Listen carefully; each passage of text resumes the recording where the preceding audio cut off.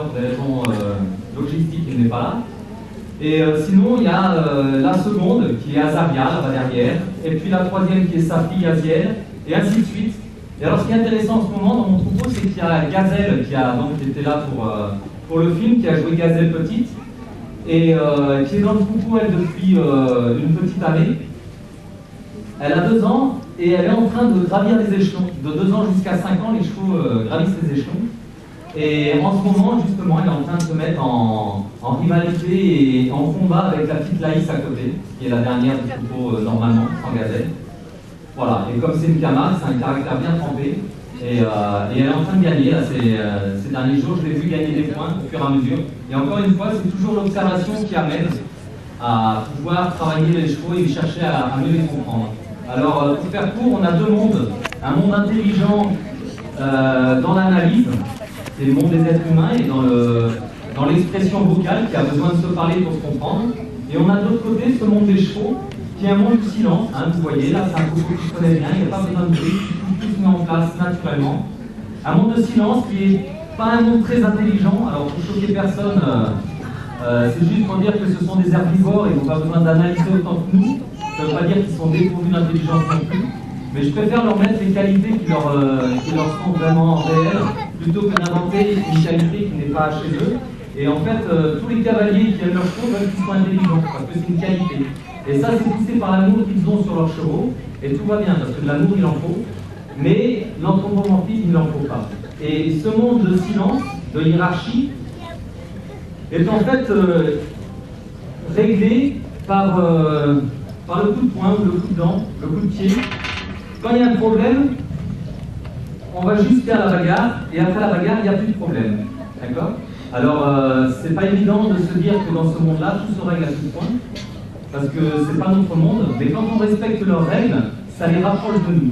Alors, ce que je vais faire, je vais travailler, vous allez voir, j'ai un micro, vous allez pouvoir entendre les codes que je donne. Et voilà, je vais commencer, et on verra bien ce qui se passe, parce que je ne sais jamais comment ça se fait, moi, les histoires.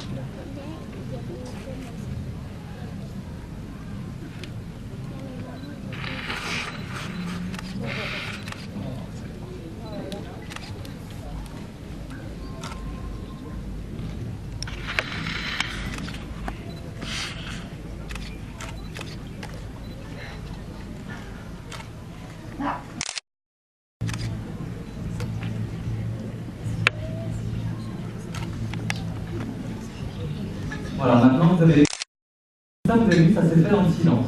Je vais, comme les chevaux font entre eux, je vais directement me toucher. Les êtres humains font le contraire en fait. Ils pensent que utiliser la voix avant de toucher, c'est plus sympa pour le cheval. Et en fait, c'est moins clair.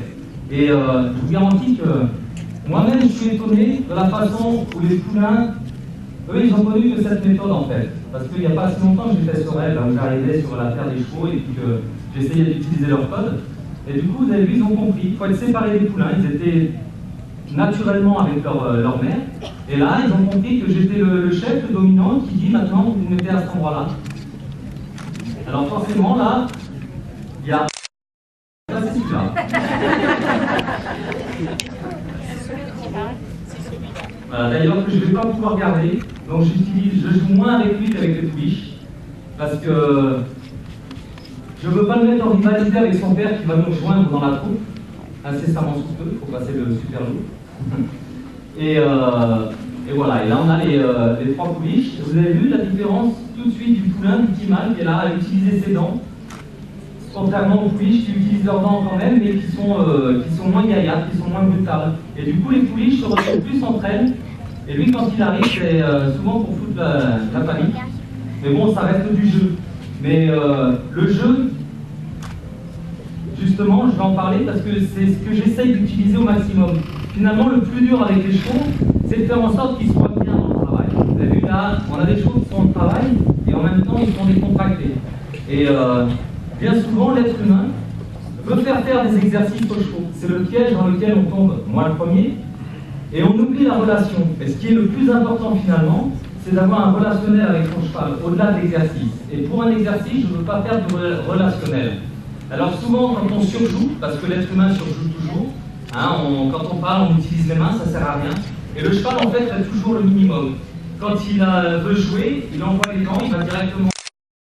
Et il ne fait pas des gestes inutiles ou des paroles inutiles, évidemment. Hein, ça leur arrive des millions de faire des choses comme ça, mais c'est vraiment dans un but précis. En général, quand ils hennissent, c'est qu'il y a un problème. Hein, vous voyez les chevaux, quand il y a un combat, des trucs comme ça, ou alors parce qu'ils ont faim, ils vont arriver des carottes.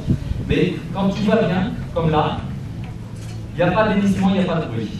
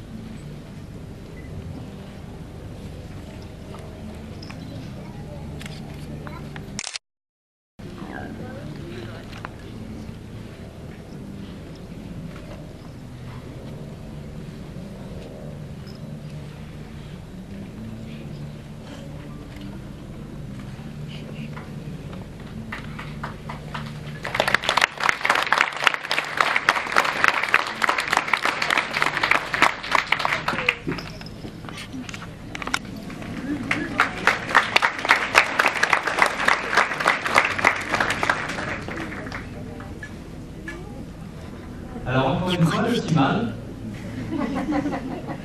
pour ne citer que lui, il a compris que quand les juments étaient au travail, elles étaient concentrées sur moi. Et cette histoire que je vous expliquais tout à l'heure, que j'éteignais un peu la hiérarchie quand j'étais en classe, bah lui en profite pour aller têter les juments qui sont pas la sienne. Comme ça, il gagne du lait. Alors, à chaque fois, comme je disais tout à l'heure en blaguant à un copain, je dis je devrais lui mettre une croix sur les fesses à celui-là, parce qu'il est toujours en train de chercher à droite à gauche. Mais bon.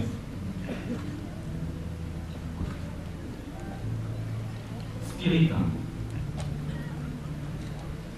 Oui, c'est les enfants qui ont donné les prénoms des poulains. Alors, on va les nommer. Alors, il y a Spirit. La première, c'est Rivière, en fait. Elle a 5 mois. Le deuxième, Spirit, il a 4 mois et demi. Xena, comme Xena la guerrière. Elle a, j'en étais où alors 5, 4 et demi, voilà, elle va avoir 4, elle, et elle 2 et demi. Non, elle a 3, elle. Non, 4, elle est née le même jour que mon fils. On va arrêter. Donc, voilà. Et Even, ça veut dire ciel en anglais, c'est le seul mot que je connais, donc je vais donner. Voilà, et elle a 2 mois et demi. Alors, on va jouer un petit peu après, avec. On va finir avec les adultes. Si vous voulez bien vous comporter comme des adultes.